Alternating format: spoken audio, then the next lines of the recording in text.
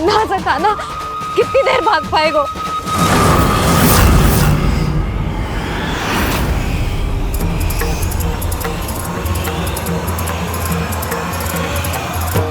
और कितनी प्रतीक्षा करोगे मेरी भक्त कालिया? भक्त नहीं, काल हूँ मैं तेरा। जब अहंकार का मुकुट बुद्धि को ढक लेता है तो भक्त अपने भगवान को भी नहीं पहचान पाता। व्यर्थ की पहेली में मत उलझा बालक। ना मैं भक्त हूँ और ना तू भगवान।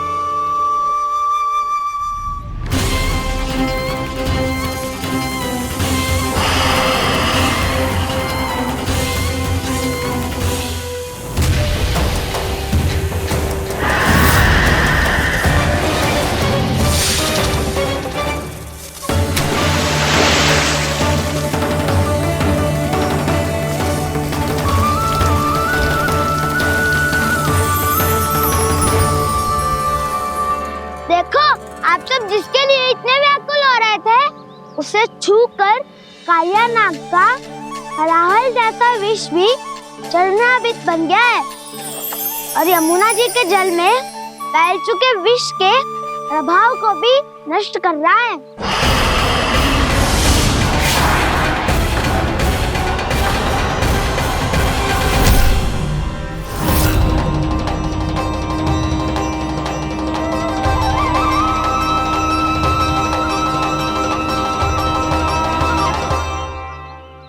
धर्म रक्षक, अधर्म विनाशक प्रभु श्री कृष्ण का कौशल सचमुच अद्वितीय है। नारायण नारायण।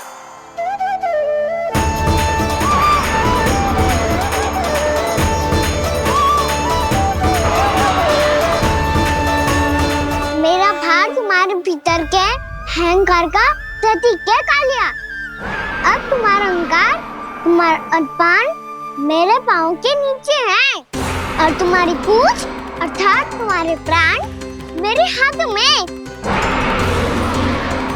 अब तुम क्या करोगे भक्त?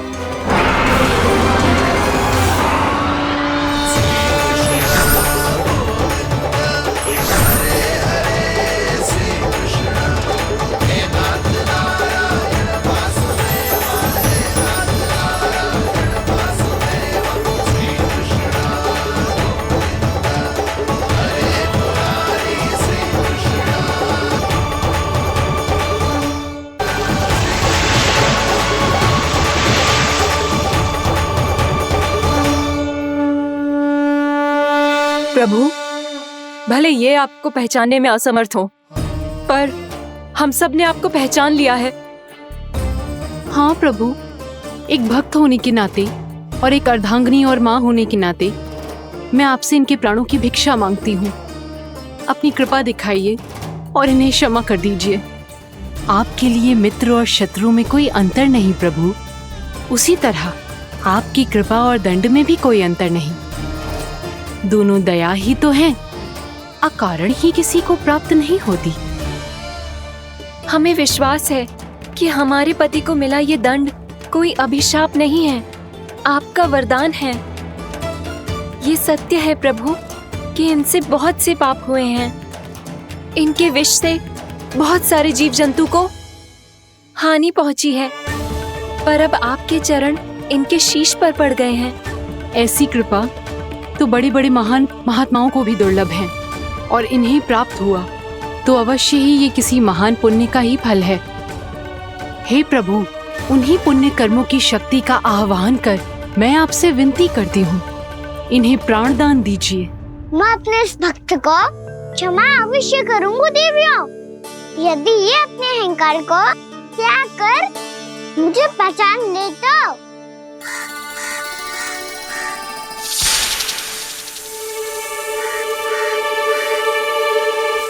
मैं तुम्हें श्राप देता हूँ, जितनी विषैली तुम्हारी जिह्वा है उतने ही विषैले सर्प बन जाओ तुम।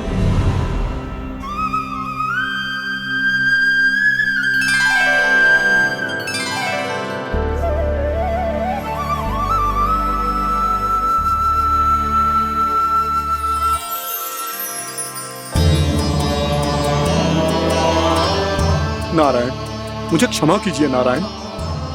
मैं तो आपका परम भक्त था, किंतु मैं आपको पहचान नहीं सका। इसका दंड तो मुझे मिलना ही था, किंतु मैं अब प्रायश्चित करना चाहता हूं। इसके लिए यदि आप मेरे प्राण भी ले लेंगे तो भी मुझे कोई दुख नहीं होगा। मैं अपना जीवन, मृत्यु और अपना अस्तित्व सब कुछ आपको समर्पित करता हूं। मैं तुम्हारे क्रोध के कारण श्राप मिला, जिसे विशाल सर्प के रूप में तुम्हारा जन्म हुआ, और सर्प का तो स्वभाव है विष फैलाना, इसीलिए तुम्हें दंड नहीं दूंगा। मैं सिर्फ सभी अपराधों का पश्चाताप कर लिया, इसीलिए मैं तुम्हें क्षमा करता हूँ कालिया।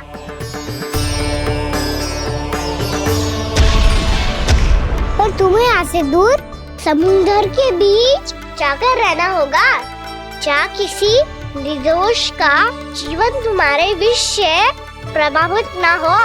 मैं चाहकर भी आपकी इस आज्ञा का पालन नहीं कर सकता। मैं असमर्थ हूँ प्रभु, क्योंकि यदि मैं इस क्षेत्र को छोड़कर गया तो मेरी मृत्यु निश्चित है। आपसे क्या छुपा है प्रभु? आप तो जानते हैं कि सर्प जाति और आपके वाहन गरुड़ के बीच अनंत शत्रुता चल रही है, जिसका प्रारंभ नागों के द्वीप नागालय से हुआ था। उस द्वीप पर छोटे जीवों को निगल जाने के लिए सर्प थे, और गरुड़ को सर्पों का स्वाद बहुत प्रिय था, इसलिए वो बार बार नागद्वीप जाने लगा था। पर इस कारण पूरी सर्प जाति उससे आतंकित हो गई थी, इसलिए जब भी गरुड़ वहां पहुंचता तो सभी सर्प छिपने लगते। जब गरुड़ को इसका आभास हुआ तो उसे बड़ा क्रोध आया, और वो उत्तेजना में भरकर सर्पों का शिकार करने लगा। भूख ना होने पर भी उन्हें मारने लगा। अब सर्पों के प्राण हरना उसके लिए खेल बन गया था। इस भीषण समस्या का समाधान ढूंढने के लिए पूरी सर्प जाति महान सर्प वासुकी के सामने इकट्ठी हुई। हे महान वासुकी, हमारी सहायता कीजिए। नागद्वीप पर गरुड़ ने आतंक मचा दिया है। पहले तो वो हमें अपना भोजन बनाता था, लेकिन अब हम उसके खेल का साधन बन चुके हैं। भूख हो या ना हो, जब तब आकर वो हमारे प्राण हर लेता है। अनुचित हिंसा के इस प्रथा का आरंभ सर्पों ने ही किया है। पहले आप सबने पूरे द्वीप पर अधिकार कर लिया, फिर आहार के साथ साथ आनंद के लिए भी आप सभी ने निर्दोष जीवों की हत्या की। और जब सृष्टि का संतुलन बनाए रखने के लिए गरुड़ आपको अपना आहार बनाने आया, तो आप सब अपने प्राणों की रक्षा के लिए छिपने लगे। तो फिर गरुड़ का उत्तेजित होना तो स्वाभाविक ही था। नागनाथ, जो हमने अन्य जीवों के साथ किया वही अब हमारे साथ हो रहा है, परंतु ये भी तो सृष्टि के संतुलन के विरुद्ध ही है ना? अवश्य है, इसलिए मैं गरुड़ से चर्चा करूंगा। धन्यवाद प्रभु।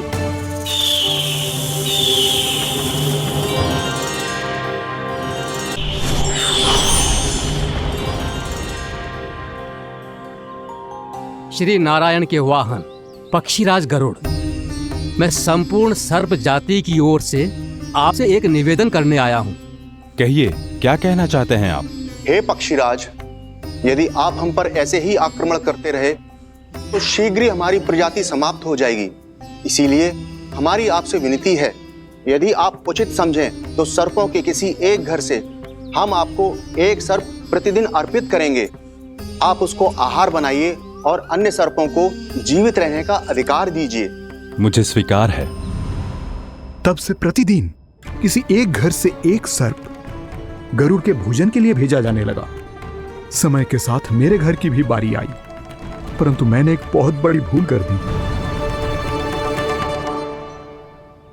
समय आ गया है स्वामी, आज गरुड़ के आहार के लिए इसे चुना गया है। कौन है यह गरुड़ और क्यों दूं मैं इसे कोई भेंट? स्वामी, सभी सर्प राज्यों और गरुड़ के बीच में यही समझौता हुआ है, हमें इसका सम्मान करना ही होगा। मैंने कोई समझौता नहीं किया, मैंने कोई वचन नहीं दिया और ना ही मैं किसी गरुड़ से भयभीत होता हूँ। यदि इस राज्य में किसी को सर्पों को अपना आहार बनाने का अधिकार है तो वो केवल मुझे है। अब से गरुड़ को दी जाने वाली हर भेंट मुझे दी जाएगी, महाविषधारी महान नागराज कालिया को। ये और कुछ नहीं, मेरा अभिमान था प्रभु, और ये मेरे इस जन्म की सबसे बड़ी भूल थी, क्योंकि फिर जब गरुड़ को इस बारे में पता चला तो। कालिया, अभिमान में आकर तूने अपने काल को ललकारा है। जिस कालिया के नाम में ही काल छिपा है, तू उसे ललकारने का दुस्साहस कर रहा है। गरुड़ स्वयं को भगवान विष्णु का वाहन कहता है, तो वाहन का ही कर्म कर। स्मरण रख, इस धरती के सर्वश्रेष्ठ योद्धाओं के लिए भी मैं मृत्यु का दूत हूँ। विनाश काले विपरीत बुद्धि। तो जैसे मूर्ख सदा इस युक्ति को सार्थक करते आए हैं, अपने विनाश को आमंत्रण किया है, तो अब भोग।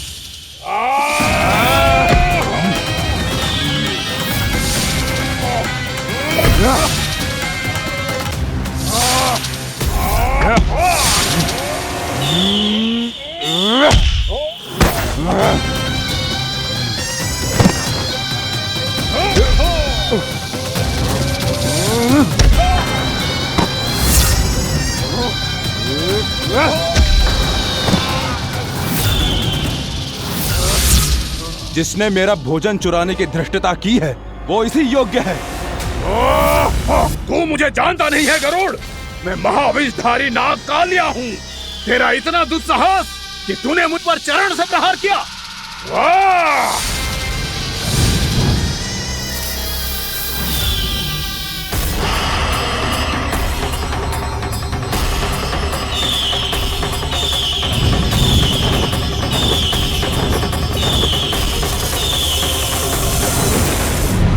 मैं अपने अभिमान में भूल गया था कि गरुड़ मुझसे कहीं अधिक शक्तिशाली है।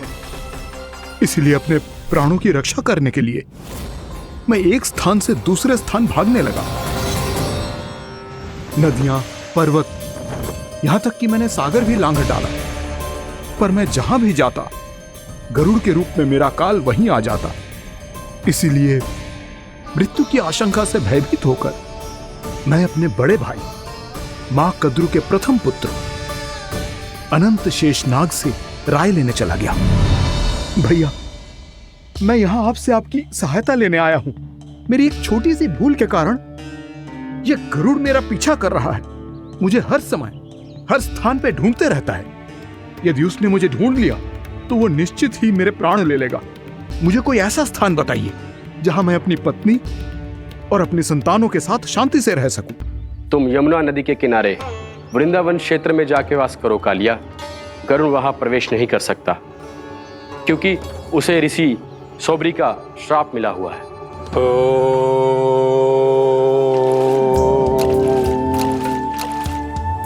ध्यान और तपस्या का नित्य कर्म करते हुए ऋषि के मन में मछलियों के प्रति प्रेम भाव इतना बढ़ गया कि वो भूल गए सभी जीव खाद्य श्रृंखला का भाग होते हैं, और मछलियां भी इस नियम की अपवाद नहीं है। उन्हें मछलियों की अटखेली इतनी अच्छी लगने लगी कि वो इस क्षेत्र के मछुआरों को भी मछली पकड़ने की अनुमति नहीं देते थे।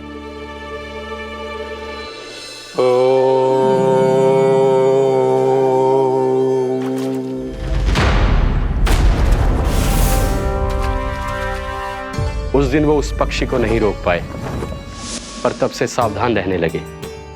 यहां तक कि अपने साधना से भी अधिक ध्यान वो पक्षियों पर केंद्रित करने लगे। ठहरो! इसी क्षण अपनी चोंच में पकड़ी इस मछली को छोड़ दो। तुम्हें इन मछलियों का आहार नहीं करना चाहिए पक्षीराज। ये तो खाद्य श्रृंखला का नियम है ऋषिवर। यदि मैं इनका आहार नहीं करूंगा तो कोई और पक्षी कर लेगा। मैं अपने आनंद या प्रतिशोध के लिए इनके प्राण नहीं ले रहा। ये तो बस मेरा भोजन है। पर यह मेरा तपस्या स्थल है। तुम यहाँ शिकार करके मेरी साधना में विघ्न नहीं डाल सकते पक्षीराज। यदि आपकी यही इच्छा है तो मैं आज के बाद यहाँ नहीं आऊंगा।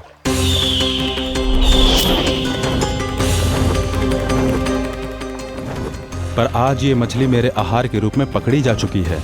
मैं वचन देता हूँ ऋषिवर, इस स्थान पर यह मेरा अंतिम शिकार होगा।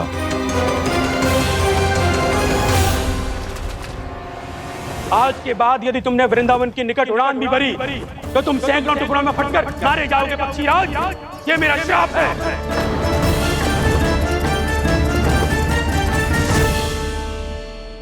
और इसीलिए भैया शेषनाग के सुझाव के अनुसार मैं यहां आ गया। पर अब यदि मैं कहीं और जाऊंगा तो मेरे प्राण नहीं बचेंगे प्रभु। निश्चिंत रहो कालिया, अब से गरुड़ तुम्हें कोई हानि नहीं पहुंचाएगा। अब तुम्हारे फनों पर मेरी पक्षिन बन गए कालिया, इसीलिए अब से तुम्हें गरुड़ से कोई भय नहीं होगा। निश्चिंत होकर अपने परिवार के साथ गहरे समुद्र में चले जाओ और सुख से शांति से निवास करो। पर ध्यान रहे निर्दोष जीवों को हानि ना पहुंचे। आपने मुझे जीवन दान दे दिया प्रभु, इस उपकार से मैं कृतज्ञ हूँ प्रभु। आदेश दीजिए, मैं आपकी सेवा कैसे करूं? तुम्हारे जल क्षेत्र से 1 कोटि कमल पुष्पों को लेने की अनुमति दे दो कालिया। यही मेरी सेवा होगी प्रभु। ये तो मेरा सौभाग्य होगा।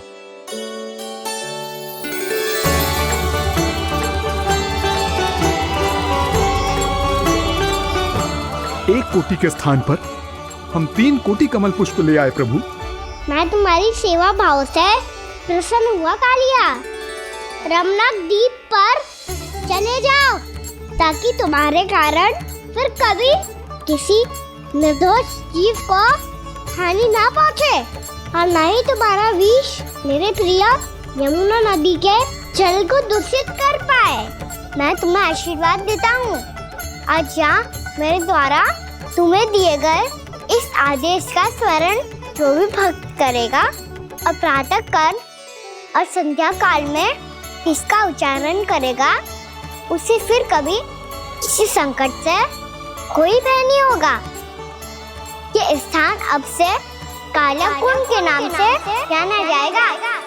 यहाँ पर स्नान करने वाला और देवताओं को इस क्षेत्र से जल का अर्घ्य देकर प्रसन्न करने वाला भक्त यदि मेरा स्मरण करके पा सकेगा तो वो अपने सभी पापों से शीघ्र ही मुक्त हो जाएगा।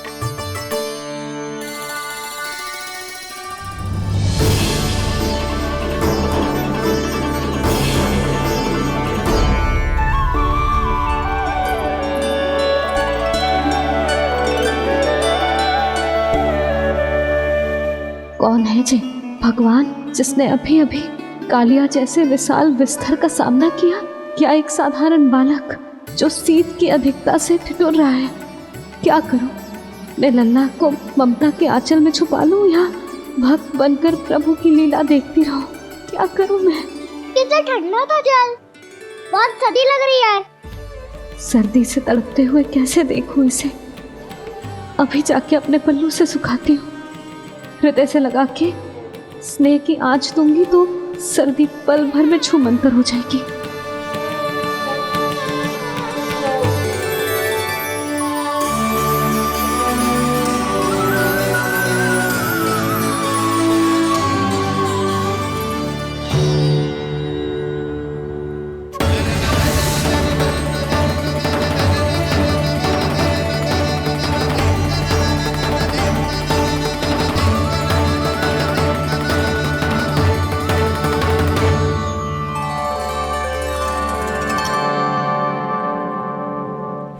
मेरी आवश्यकता ना है इसे।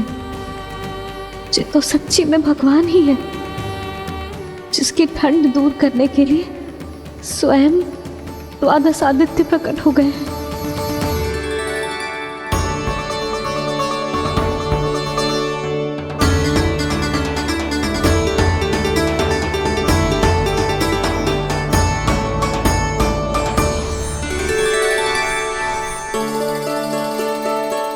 ये क्या किया आपने? मैया मुझे अपने हृदय से लगाने वाली थी कि आप सब प्रकट हो गए। क्षमा कीजिए प्रभु, पर आपको भीगा हुआ देखकर, ठंड से ठिठुरता हुआ देखकर हमसे रहा नहीं गया। हम अपने वश में नहीं थे प्रभु। भक्ति से भावुक होकर हम प्रकट होने पर विवश हो गए थे। हमारी किरणें जैसे स्वयं ही फूट पड़ी और दौड़ पड़ी आपको सुखाने के लिए। मैं आपका प्रेम, आपकी भक्ति समझता हूं आदित्यगण, और इसीलिए इस समय मैं जहां खड़ा हूं, इस स्थान को द्वादश आदित्य टीला के नाम से जाना जाएगा। द्वादश आदित्य टीला के नाम से जाना जाएगा। हम धन्य हो गए प्रभु। अरे कहाँ जा रहा है? जो गड़बड़ किया है उसे सुधारिए तो सही। प्रभु आज्ञा दीजिए। अपना दाब इतना अधिक बढ़ा दीजिए कि मुझे स्वेद आने लगे, ताकि मैया मुझे स्वेद में लीला देख के और भूल जाए कि मैं भगवान हूँ, और मैया मुझे अपनी गोद में उठा के ले जाए।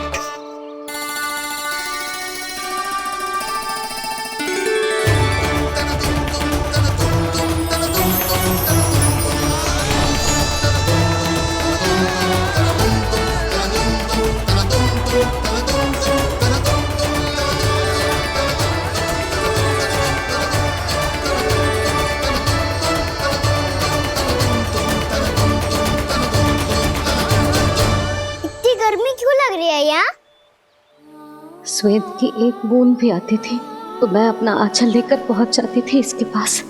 जानती ही नहीं थी कि चेतु स्वयं वायुदेव को आदेश दे सकता है कि वो बहने लगे और उसका सारा श्वेत सुखा दे। वायुदेव की आवश्यकता नहीं है मैया, मुझे आप ही चाहिए। लगता है जिस बात का भय था वही सत्य होने लगी है। भैया मेरे भगवान रूप को भूल नहीं पाएगी, और अब मेरे लिए उनके सत्य छुपा कर रख पाना कठिन हो जाएगा। कृष्णा कृष्णा हरे कृष्णा कृष्णा कृष्णा मुरली मनोहर कृष्णा गोपाला गोविंदा हे दामोदरा।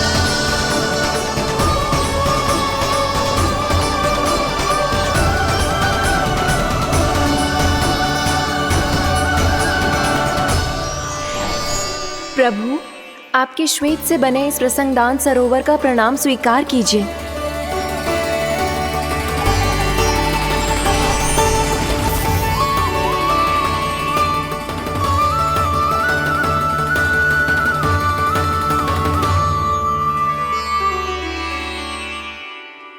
ओहो, इस चमत्कार को देखकर भैया को और भी अधिक विश्वास हो जाएगा कि मैं भगवानी हूँ। अब कैसे मनाऊं मैया को कि मैं इनका लाई हूँ। बाबा है ना, अब तो यही सहायता करेंगे। श्री कृष्णा गोविंदा हरे हरे श्री कृष्णा गोविंदा हरे हरे श्री कृष्णा हरे मुरारी श्री कृष्णा श्री कृष्णा श्री कृष्णा।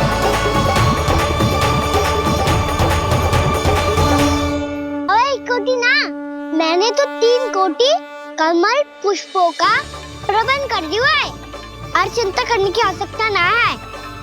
1 कोटि कमल के स्थान पर 3 कोटि कमल पुष्प मिल गए हैं। हाँ कान्हा, मैं उचित संदेश के साथ ये सारे पुष्प उस कंस के पास भिजवाता हूँ। महाप्रक्रमी कान्हा की जय। वृंदावन रक्षक कान्हा की जय। महाप्रक्रमी कान्हा की जय। भानु जी नंदराज, बाकी गांव वालों को लेकर ये सारे पुष्प इकट्ठा करो और कंस के दरबार में पहुंचाओ। जी।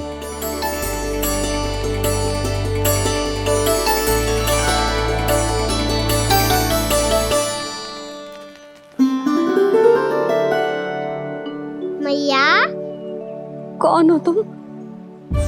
मुझे पता था मैया, जब आपको सत्य पता चलेगा तो आप मुझे मैया की तरह स्नेह ना कर पाओगी, इसलिए आज तक सत्य छुपा तो आया हूँ, ताकि आपकी ममता, आपका प्रेम अनुभव करने का अवसर मिलता रहा है मुझे। और फिर आज को बताया था ना,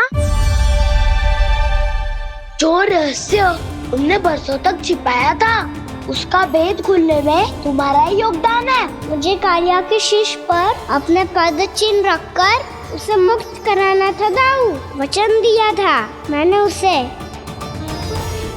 इसके अतिरिक्त निर्दोष पशु पक्षियों के जीवन को कालिया के विष से ही बचाना था मुझे। इसमें कंस को तो सम्मिलित करना ही था, ताकि जब मैं कालिया का सामना कर रहा हूँ तो वो किसी और असुर को समस्या बनाकर वृंदावन ना भेज दे। पर इस सबसे बड़ा एक कारण और था दाऊ, मैं चाहता था कि मैया को सत्य पता चल जाए। पर क्यों कहा ना? क्योंकि मुझे लगने लगा था कि मैया से ये रहस्य छुपाकर इनके साथ धोखा कर रहा हूँ। अपराध बोझ से दबा जा रहा था मैं।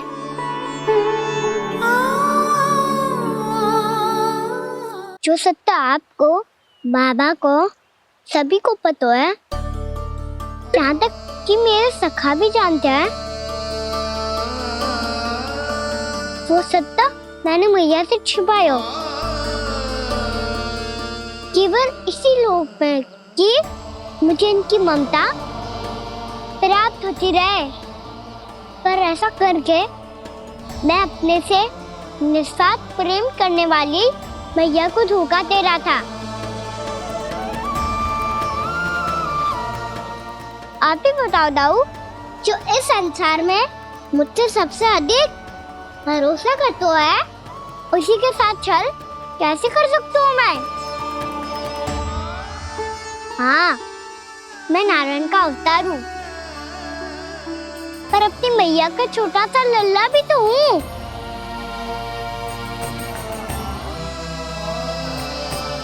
इसीलिए तो यमुना जी में छलांग लगाने का एक कारण इस गेंद को लेने जाना भी था। स्नेह से बनाई थी मैया ने गेंद, इसे अपने से दूर कैसे होने देता मैं? आपको आभास भी ना है मैया कि आप मेरे लिए कितने महत्वपूर्ण हो। ये सत्य है कि सभी देवता, प्रकृति, भक्त, ये सब है मेरा ध्यान रखने के लिए, मेरी सेवा करने के लिए। पर क्या इनमें से कोई भी मेरी मैया का स्थान ले सकता है? और आप भी तो यही चाहती थी कि मैं आपका लल्ला बन के आऊं, आज जैसे आपने मुझे अपनी गोद में लिटा रखा है, क्या कुछ ऐसा नहीं हो सकता कि शीघ्र ही मुझे आपको अपनी गोद में खिलाने का अवसर मिल जाए? मैया, नारायण का अवतार होना क्या इतनी बड़ी समस्या है कि आप हृदय से भी राह लगा सकते? मैया,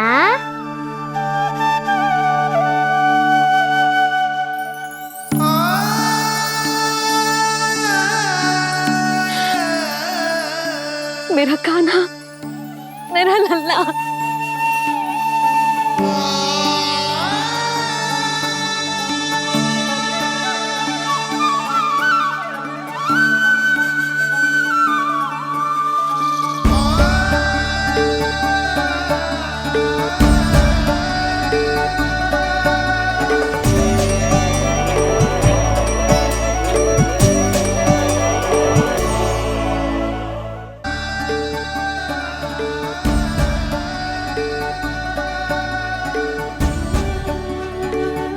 जे सत्य है कि जे जानने के बाद कि तू श्री नारायण का अवतार है,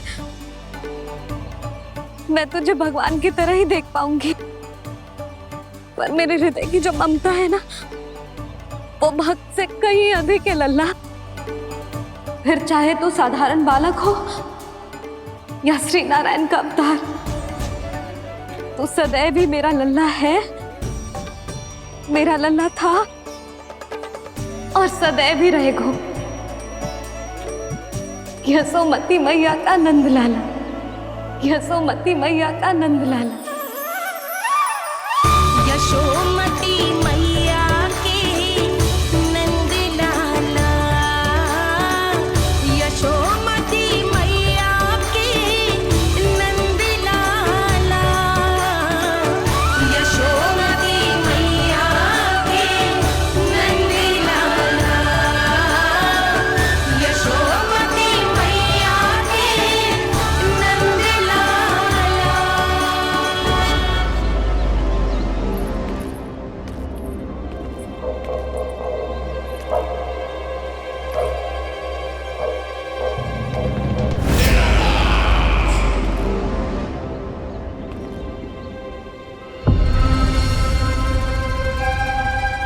क्या है ये सब? वृंदावन से पत्र आया है महाराज। विनती की गई है कि इसे आपके सामने पढ़ा जाए। पढ़ो। शीघ्र करो। महाराज कंस, पूजा के लिए आपको 1 कोटि कमल पुष्पों की आवश्यकता थी। वृंदावन वासियों की ओर से मैं आपको 3 कोटि पुष्पों की भेंट भेज रहे हूँ। कृपया अतिरिक्त पुष्पों को अपनी गोप प्रजा की विनम्र श्रद्धांजलि समझकर स्वीकार करो महाराज। आपको ये जानकर प्रसन्नता होगी कि जैसे ही मेरा पुत्र कृष्ण कालिया नाग के सामने पहुंचो, वो महाभयंकर नाग भी आपके भय से कांप उठा और स्वयं ही जे सभी पुष्प हमारे द्वार पे पहुंचा गो। यदि आपको अब भी आवश्यकता हो तो और भी पुष्पों का प्रबंध किया जा सकता है। आपका विनीत गोपराज नंद। हमारा संघर्ष अभी समाप्त नहीं हुआ है विष्णु अवतार। यशोमती मैया का नंदलाला। पत्र में लिखा है महाराज, उसे इसी नाम से बुलाया जाना प्रिय है।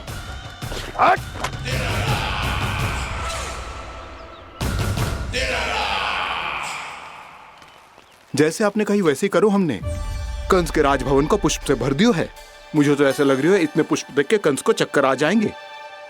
आपका पत्र पढ़ के उसे ये समझ में आगा होगा कि वृंदावन वासियों से उलझना ठीक ना है उसके लिए।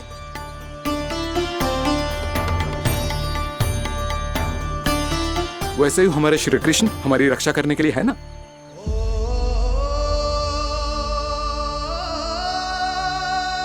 सूर्यास्त होने वाला है, हमें अब घर चलना चाहिए। मुझे बहुत थकान लग रही है नंदराज। हाँ, मैं भी बहुत थक गई हूँ। नंदराज, कमल पुष्पों को गाड़ी में लादकर मथुरा पहुंचाने में अब हम भी बहुत थक गए।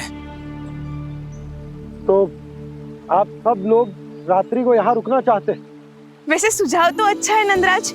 अब कालिया नाग के स्थान से जाने के बाद प्रकृति कितनी खिल उठी है, क्यों जसोदा जी?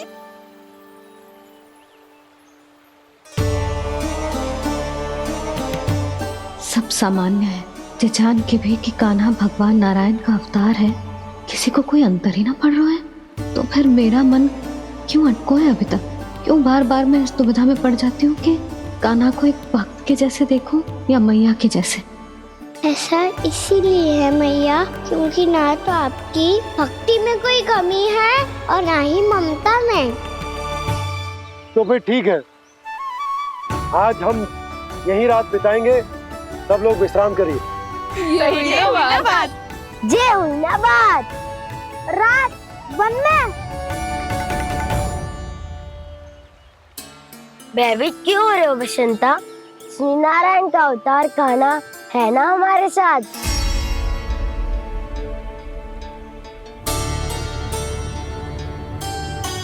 लगता है कोई मैया को भूलने ही नहीं देगा कि मैं नारायण का अवतार हूँ।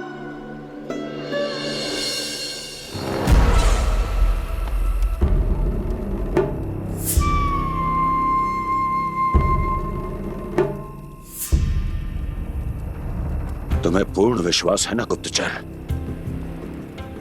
ये सब कुछ उसी बालक ने किया है।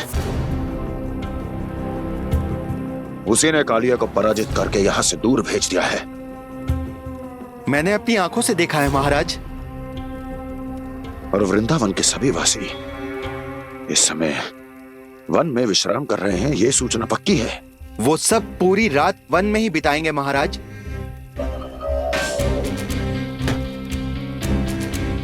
मेरी रातों की नींद छीनकर वो वन में आनंद कर रहे हैं।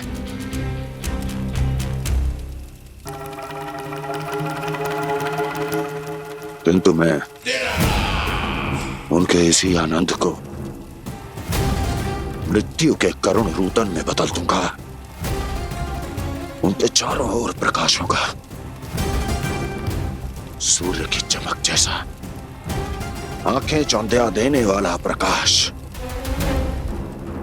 किंतु फिर भी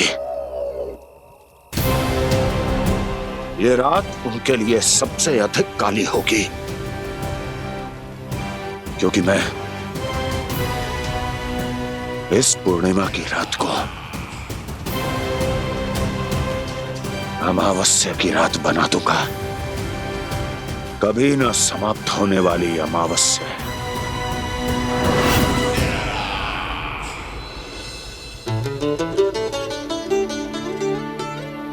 भाभी देखो, वन देवी प्रसाद के लिए जे केले लाई हूँ मैं। हाँ दिखा तो, इसमें से पक्के केले कान्हा के लिए चुन लेती हूँ। पर वो तो नारायण का अवतार है, उसके लिए फल कैसे चुनूं मैं? जो उसके हाथ में आएगा अपने आप ही मीठा हो जाएगा। भाभी क्या होगा? रुक क्यों गई?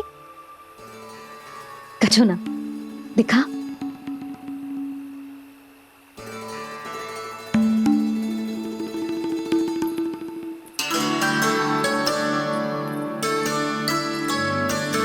कान्हा, तुझे भूख लगी आई होगी ना? भैया खिलाओ ना। अच्छा।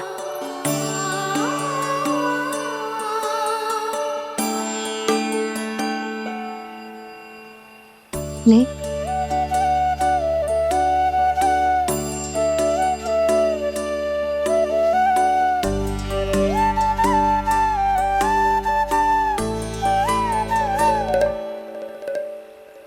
भैया के व्यवहार में बदलाव आ रहा है।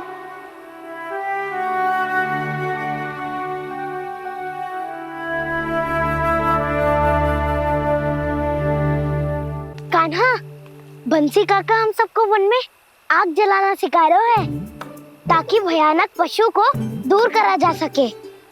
भैया मैं जाऊं? भैया अग्नि जलाने जाऊं? हाँ जा। भैया तो चुपचाप जाने दे रही है, पहले जैसे चिंता भी नहीं कर रही है अब। लल्ला सुन, अग्नि के साथ खेलियो मती और सुरक्षित दूरी बना के रखियो, समझ आई?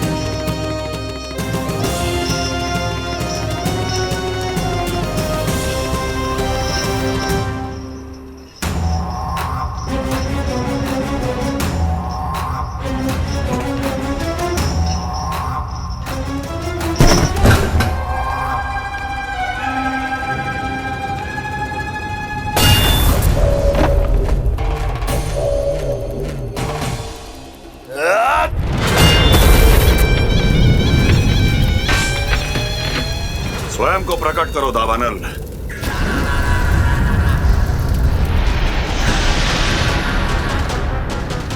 प्रणाम महाराज। महाराज कंस, इस कारागार से मुक्त करवाने के लिए आपका बहुत बहुत धन्यवाद। बताइए, इस उपकार का ऋण कैसे चुकाऊं? बस वही करो दावानल जो तुम्हें सबसे अधिक प्रिय है। अपने नाम को स्वयं सार्थक करो। जला दो, पूरे वृंदावन को जला दो। कीट, पशु, पक्षी, वनस्पतियां, वृक्ष, यहां तक के मानव भी, कोई भी जीवित प्राणी जीवित नहीं बचना चाहिए। जला दो सबको, सबको। आपकी आज्ञा ही मेरी इच्छा है और आपकी इच्छा ही मेरी आज्ञा। तुम सबने देखो अजय, अधिक कठिन ना है ये। 2 पत्थर हाथ में पकड़ ले, ऐसे रगड़ लो है, चिंगारी निकलेगी, घास फूस अग्नि पकड़ेगी और भक्क से जल जाएगा। लो करो, लो सुबल।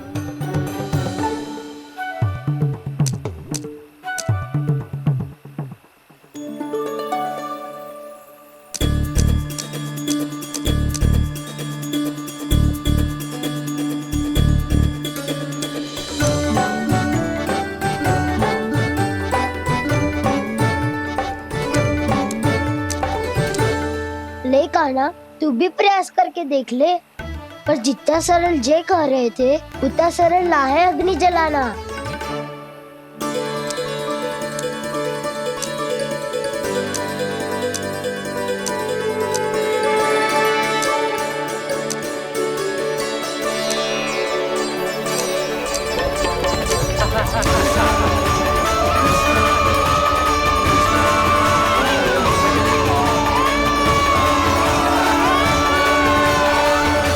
ये तो श्री नारायण का अवतार है। संसार की सारी अग्नि इसके नियंत्रण में है, तो फिर एक चिंगारी उत्पन्न करना कौन सी बड़ी बात है।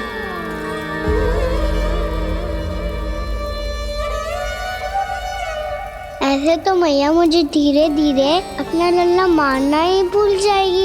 ये उचित नहीं है, अब मुझे ही कुछ करना होगा।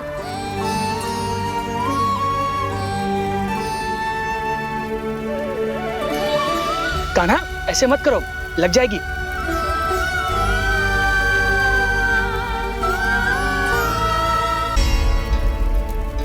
कान्हा, संभाल के, ध्यान कहाँ है तेरो?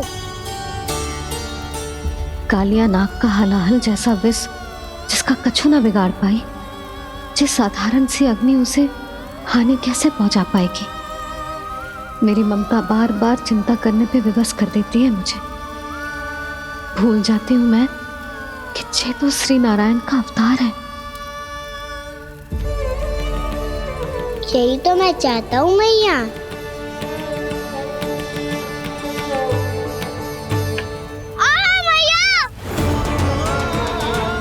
कान्हा, कान्हा, देखा देखा, कहाँ लगी? हाँ, बोला था ना अग्नि से दूर रहने। दिखा, जले का चिन्ह ना है।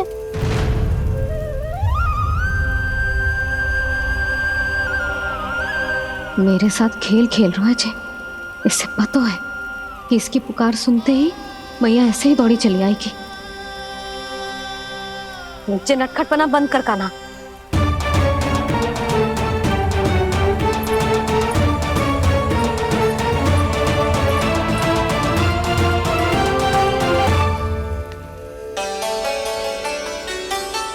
यशोदा, आ जाओ, कान्हा को भी बुला लो।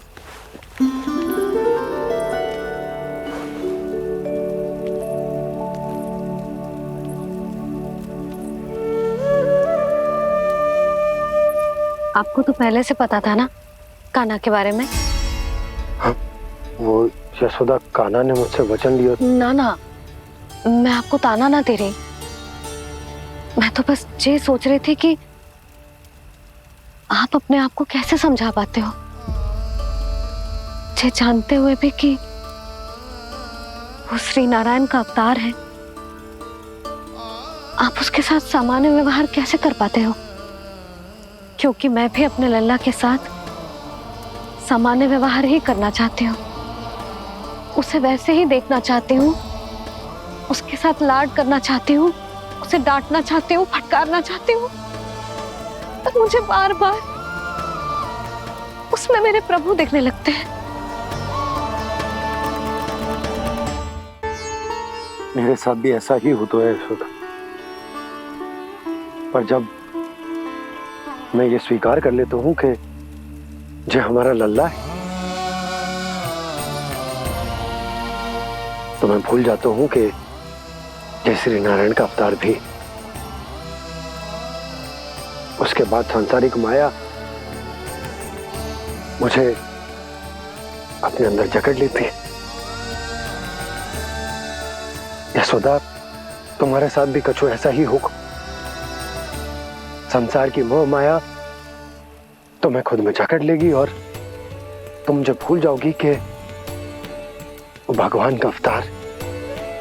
और सच्ची कहूं तो भैया की ममता के आगे कोई भी माया ना टिक सकती। सबसे बड़ी होती है एक मैया की ममता। पर भक्ति का भाव भी कम प्रबल ना हो तो है जी। मेरे हृदय में ममता और भक्ति के बीच युद्ध चल रहा है। मुझे ना पता कौन सा भाव जीतेगा और कौन सा हारेगा। इसका अर्थ है कि मुझे कुछ भी ऐसा करने से स्वयं को रोकना होगा, जिससे मैया के मन में भक्ति का भाव प्रबल होकर हिंसा से जीत जाए। तो फिर ध्यान रखना कान्हा, अब सबके सामने कोई लीला मत कर देना तुम।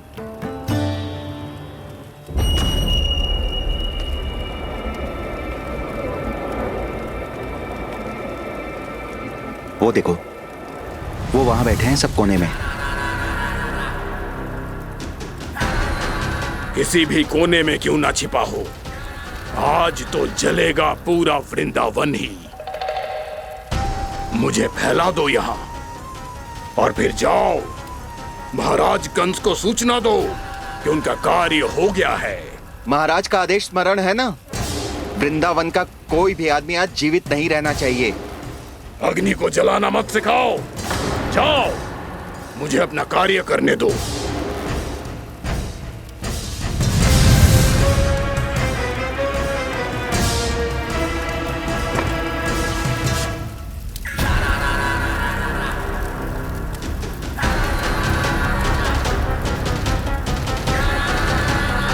नारायण नारायण हरे हरे, श्रीमन्नारायण नारायण हरे हरे, भजमन नारायण नारायण हरे हरे। क्या हुआ कान्हा? मैंने आपको कहा था ना कि मैं कोई लीला ना करूं, पर देखो कंस मामा ने असुर वृंदावन को भेज दिया है।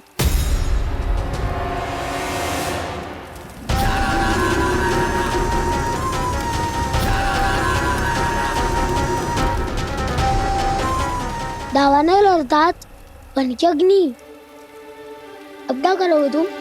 वही जो मैं बताऊं क्या क्या? सबके सामने ही ऐसा कछु ना करूंगा जो लीला लगे, पर सबकी दृष्टि से छुपकर तो कछु करना होगा दाव। इससे पहले कि ये दावानल पूरे वृंदावन को लील जाए। पर कान्हा करने क्या वालों है?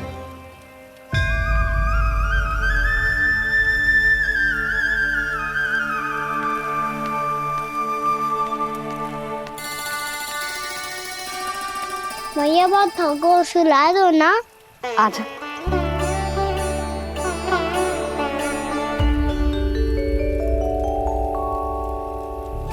लोरी गाओ ना मैया। सब जन आंखें बंद कर लो, मैया लोरी सुना रही है।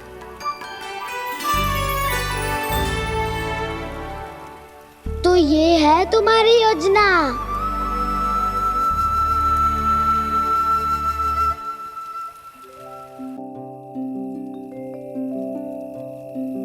आजा रे निंदिया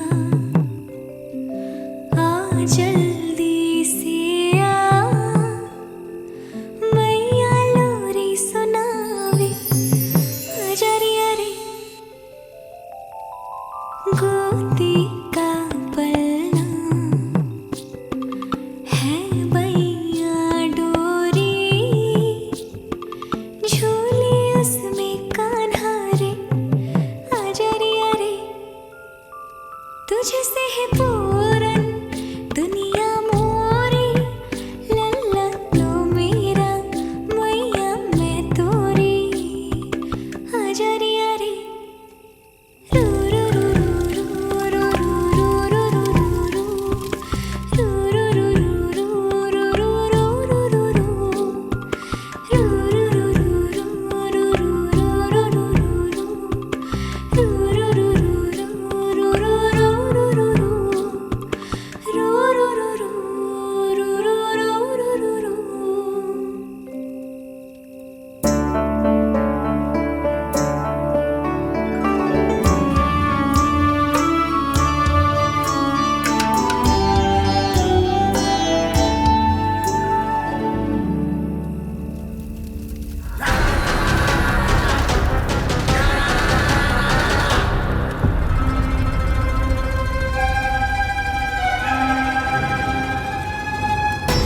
प्रभु शीघ्र ही कुछ कीजिए, अन्यथा पूरा वन ही जल जाएगा।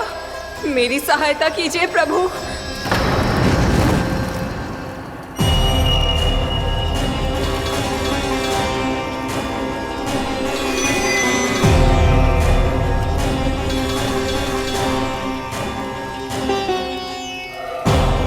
आज कोई नहीं रोक सकता मुझे। आज इस वन का एक एक दिन का जला डालूंगा। मुझे भूल गए दामनल, मैं तुम्हें ऐसा करने की आज्ञा नहीं दूंगा।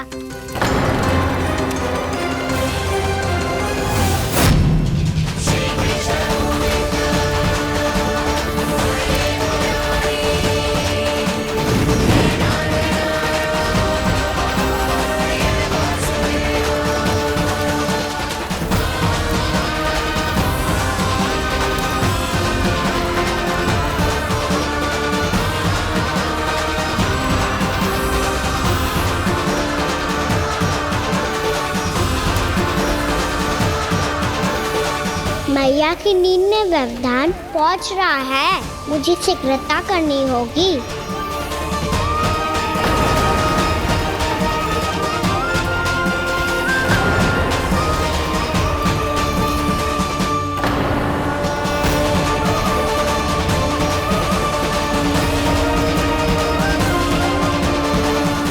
कुछ ही समय पहले बुझती हुई चिंगारी से घबरा गया था, अब इतने विशाल दावानल को निगल गया। फिर से गड़बड़ कर दी कान्हा ने। समझाया था कोई लीला मत करना, तुम्हारी समस्या और बढ़ जाएगी।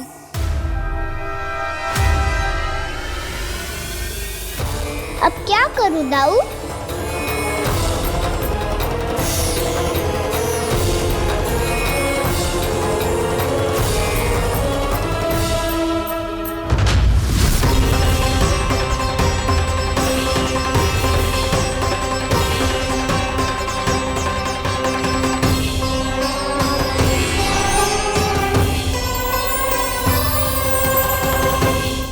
जब जब मैं इसे अपने लल्ला के रूप में देखने का प्रयास करती हूँ, मुझे प्रभु दिखते हैं। कैसे कैसे समझाऊं अपने आप को?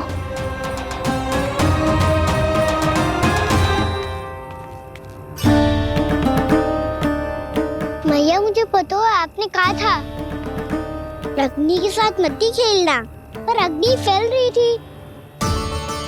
मुझे कछु ना कछु तो करना ही था मैया। क्यों प्रभु, क्यों छीन रहे हो एक मैया से उसकी ममता? मैं आपकी भक्त अवश्य हूँ, पर उसके साथ साथ आपकी मैया भी बने रहना चाहती हूँ। आपको एक मैया बनकर दुलारना चाहती हूँ, फटकारना चाहती हूँ, डांटना चाहती हूँ। तो फिर डांटो ना मैया, फटकार लगाओ, मुझे दंड दो। कैसे कान्हा? तुझे देखते ही मुझे अपने भगवान दिखाई देने लगते हैं। मेरे मन में तेरे प्रति भक्ति के भाव जाग रहे हैं। मैया ऐसा मत ही करो ना। देखो मैं वही कान्हा हूँ जिसे आप लोरी सुना के सुलाती थी। वही कान्हा हूँ जिसे अपने हाथों से माखन खिलाती थी। मैं वही कान्हा हूँ मैया जो भूल करता था तो आपकी डांट भी खाता था और आपसे दंड भी पाता था।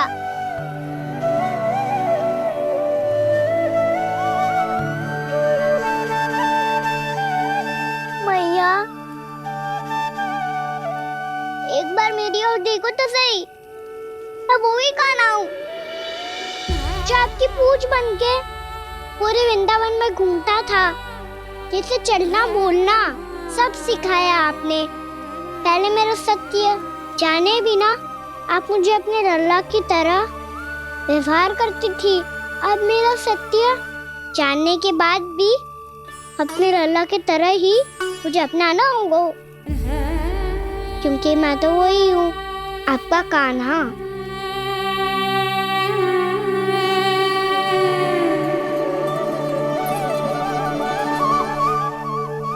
इतना प्यार करते हो तुम मुझसे? जब मैं तेरे भीतर भगवान का रूप देखती हूँ तो मैं भयभीत हो जाती हूँ कान्हा। ये सोच के कि तू मुझे छोड़ के तो ना चला जाएगा। कहीं गया भी तो सदैव आपके हृदय में ही रहूंगा। वही तो है मेरा असली निवास।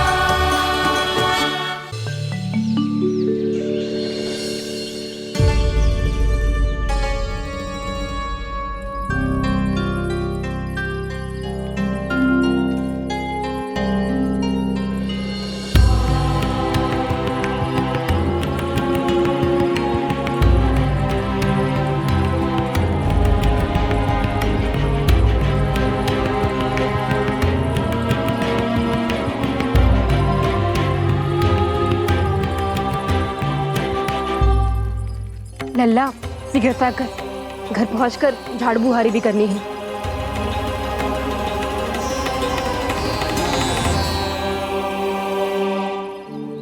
का होगा? ये सब ठहर क्यों गए? ये सब क्या होगा?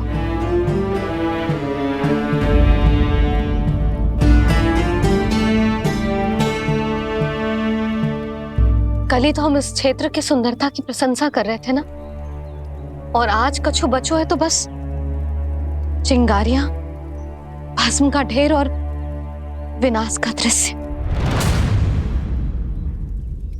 चिंता क्यों करती हो भाभी? जिसने इस वन को हम सबको जलने से बचाया है वही से फिर से हरा भरा कर देगा।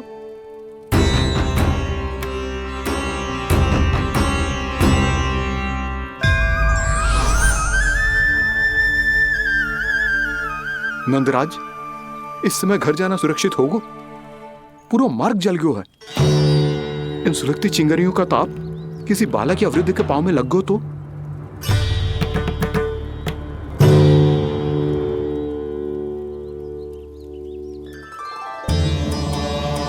चिंता की कोई बात नहीं है बाबा, हम सब महर्षि गर्ग के आश्रम में जा सकते हैं। वहाँ सारी व्यवस्था हो जाएगी, कोई यहाँ से अधिक दूर भी नहीं है।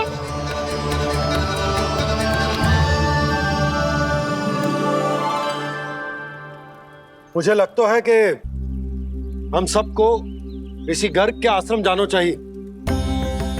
वहां चलकर कुछ समय उनकी सेवा करेंगे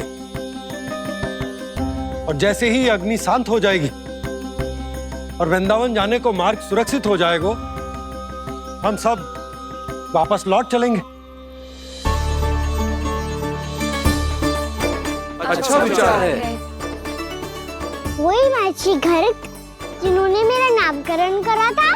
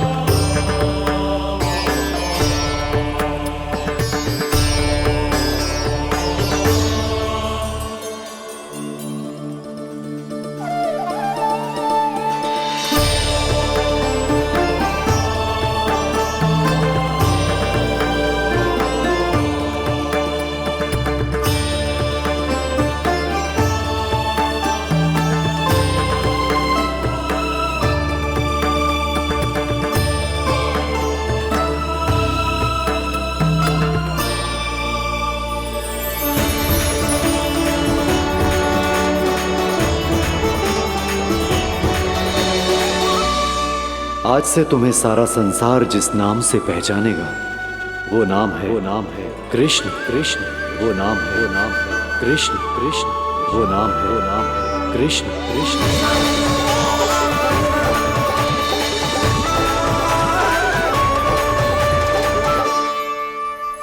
प्रणाम ऋषिवर।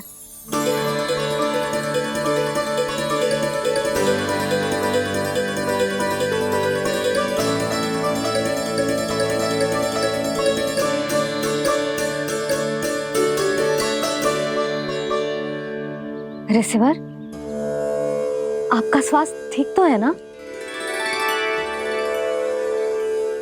महर्षि को संभालो कान्हा, नहीं तो ये साक्षात प्रणाम कर देंगे तुम्हें। और तब छोटी माँ को तुम्हारे भगवान होने की स्मृति फिर से आ जाएगी।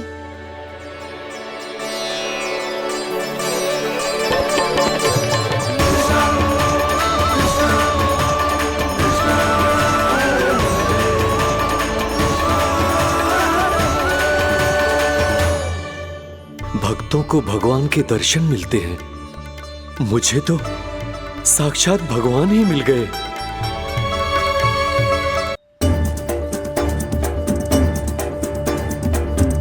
इस समय मैं भगवान नहीं, बस आपका शिष्य हूँ ऋषिवर। स्मरण रखिए, भगवान अपने भक्त के घर नहीं आए।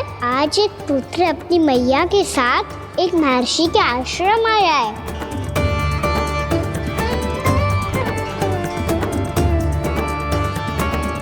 देखो तू इसे, ऐसे हृदय से लग रहा है जैसे कितने अच्छे से जानता हूँ।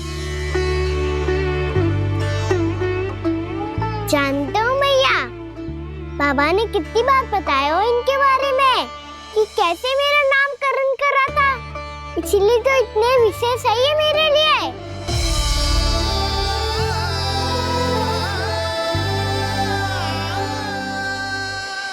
अच्छा ही है कि यशोदा जी भूल रही है कि इसका लल्ला स्वयं श्री नारायण का अवतार है।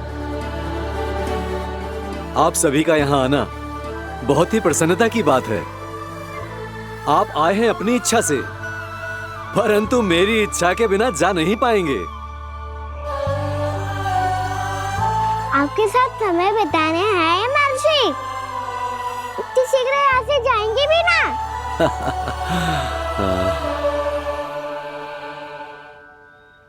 लगता है कान्हा के मस्तिष्क में कोई योजना है। कहीं फिर से कोई लीला तो नहीं करने वाला ये।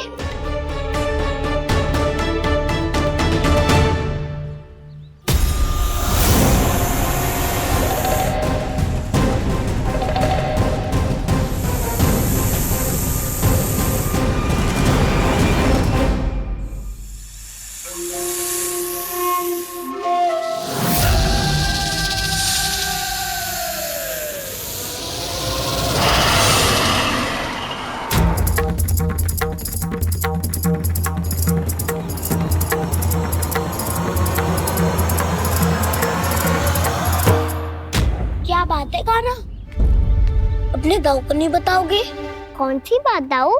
राक्षस क्यों तुम? कोई विशेष योजना बना रहे हो क्या? मैं कोई विशेष योजना कभी नहीं बताता दाऊ। जो होना होता है वो अपने आप हो जाता है। वैसे दाऊ योजना बनाओ भी क्यों? आज कुछ विशेष थोड़ी ना है।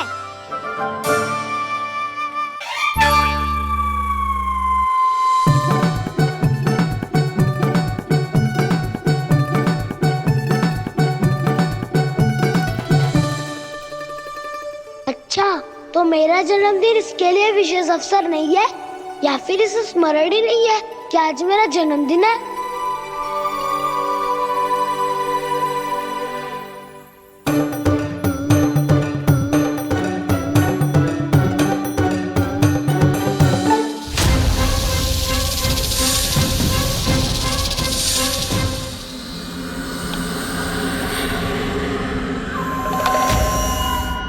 ओहो कान्हा, कितनी दूर फेंक दी? अब जाके लेके आनी पड़ेगी।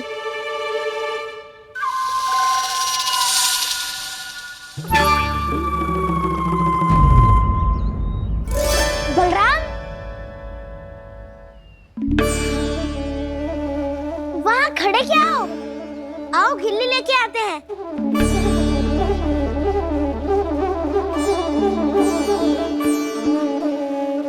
चलो भी।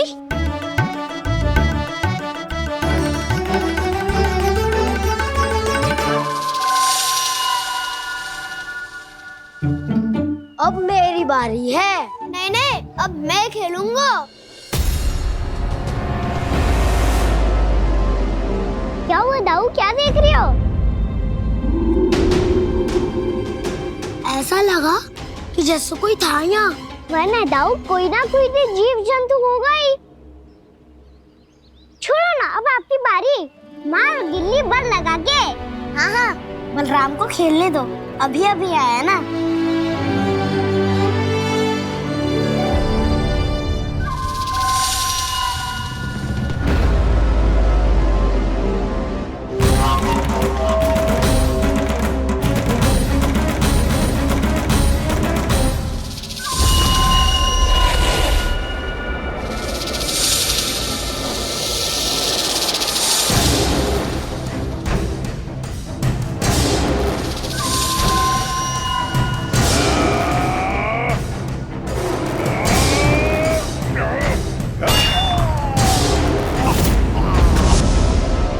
यही हत्या की थी ना उसने मेरे भाई बकासुर की।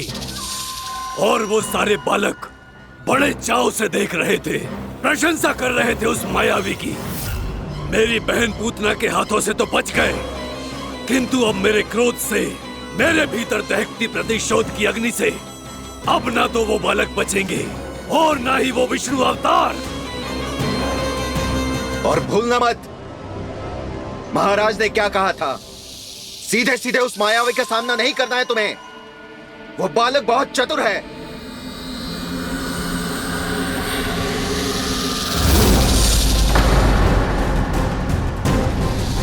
पर है तो एक बालक ही, और एक नन्हा सा बालक क्या हानि पहुंचाएगा मुझ जैसे महाविशाल महाशक्तिशाली अघासुर को।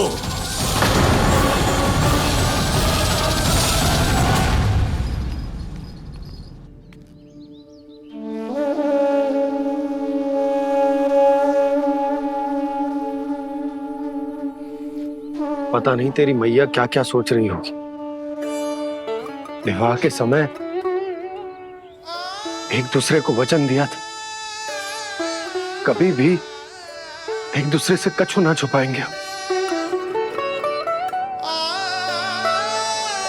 और मैंने कितने वर्षों तक तेरे दिव्य होने की बात उससे छुपाई।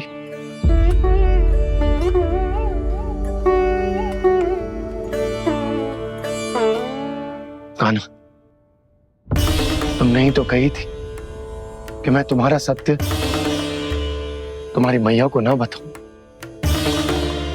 फिर तुमने स्वयं ही उन्हें अपने सत्य के बारे में क्यों बताया?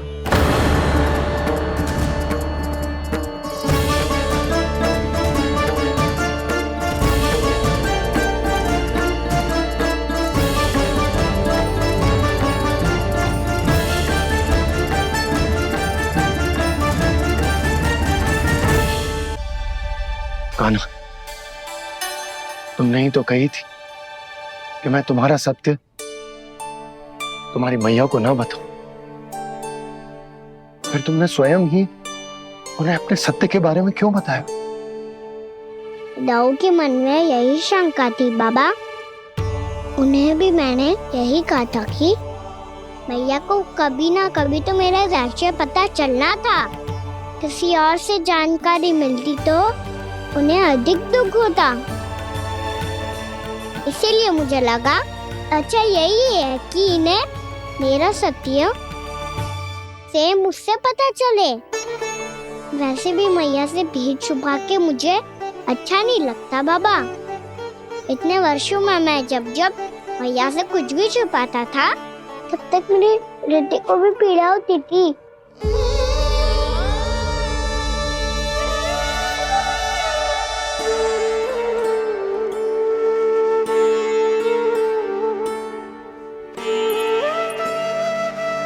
मैं समझ सकता हूँ कान्हा। क्या सोच रहे हो? कछु ना। क्या कछु ना? पता भी है ये सारे बालक कल रात से भूखे हैं। दो। कान्हा चल।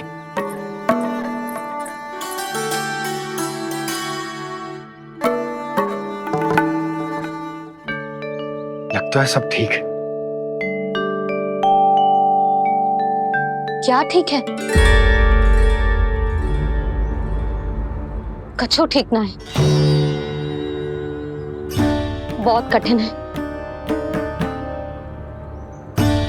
पर मैं प्रयास कर रही हूं कि स्वयं को समझा पाऊं कि मेरा लल्ला मेरे प्रभु श्रीहरि का अवतार है।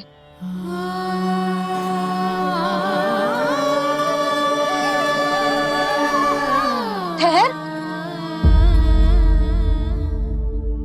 तू कहां जा रहा है बिना बताए?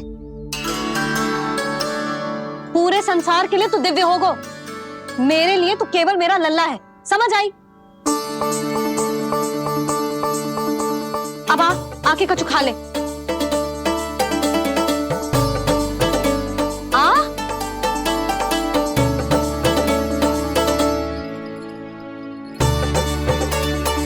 ले खा। पहले आप खाओ मैया। तू खा पहले। मैंने कही ना, तू अब भी मेरा लल्ला ही है जो कल रात से भूखा है। इसीलिए अब चुपचाप खा। और जे मत ही सोचियो कि मैया को सत्य का पता चल गया है तो कछु कहेगी ना। तेरी मैया हूं कान्हा, कस के डांटूंगी और आवश्यकता पड़ी ना तो डांटूंगी भी और दंड भी दूंगी। और फिर भी बात ना मानी तो स्मरण है ना ओखल? देख यहां भी है।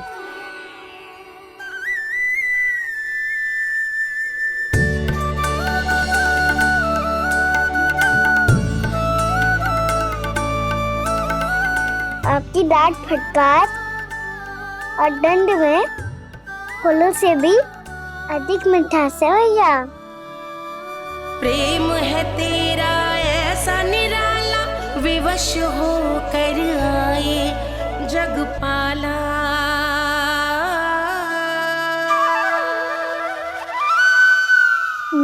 छोटी सी अनुमति चाहिए।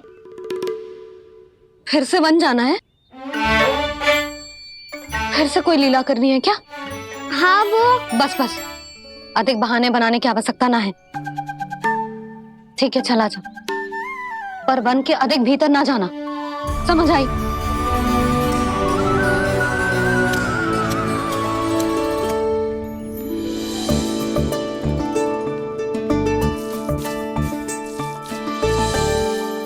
चलो, मिल गई अनुमति।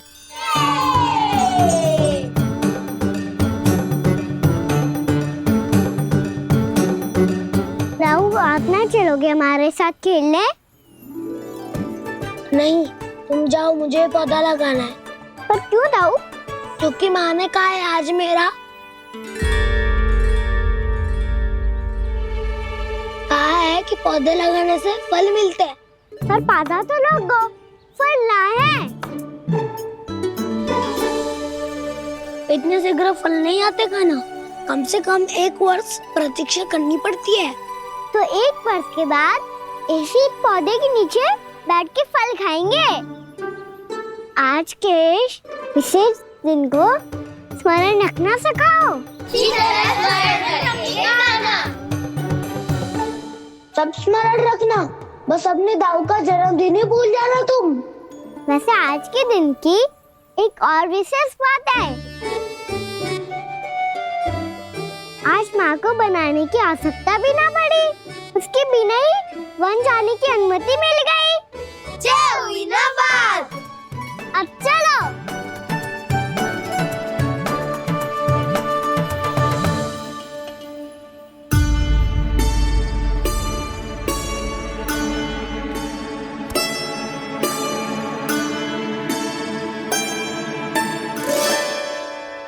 बलराम, कहाँ थे तुम?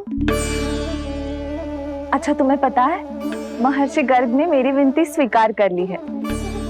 तुम्हारे जन्मदिन के विशेष अवसर पर तुम्हारे लिए विशेष पूजा करेंगे वो। जो किसी को स्मरण ही ना रहे, वो कैसा विशेष अवसर? क्या हुआ? किसी ने शुभकामनाएं नहीं दी? सखा बोले तो कोई बात नहीं, पर छोटा भाई भूल गया माँ। क्या? ये कैसे संभव है? वही तो मैं भी सोच रहा हूँ माँ। पूरे संसार की हर छोटी से छोटी बात जिसे ध्यान रहती है, वो अपने बड़े भाई का जन्मदिन कैसे भूल सकता है? सुनो सुनो सुनो, ये तो अच्छा करो कि तुम सबने से किसी ने भी दाऊ को पता ना चलने दिया कि उनका जन्मदिन हमें स्मरण है। पर अब हमें उनके लिए कुछ ढूंढना होगा। हाँ, हम सबकी ओर से कोई ना कोई विशेष उपहार। तो फिर गौवंश का ध्यान कौन रखेगा? और कौन? तुम। गैया मैया की तो समस्या ना है, पर जब बछड़े मेरे वश में ना आते, इन्हें तो कान्हा ही संभालेगा। अच्छा ठीक है, पर तुम सब जाओ और कुछ अनोखा ढूंढ कर लाओ। गए सब? अब इनकी अनुपस्थिति में शांति से अघासुर का अभिमान भंग करूंगा। इसे क्या लगता है ये मुझे अपने जाल में फंसा लेगा?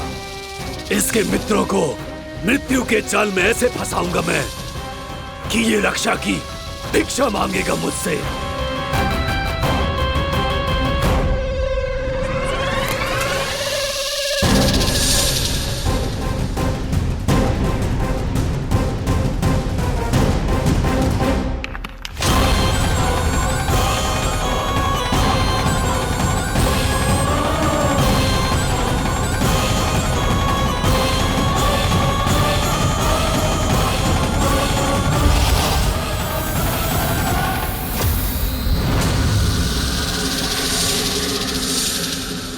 क्या ले चलूं बलराम के लिए जो हो बहुत विशेष?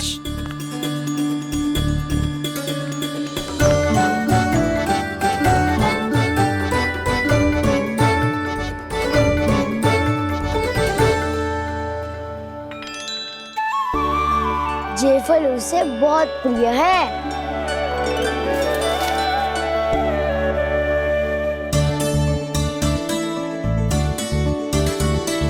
वे पत्थरी के रत्न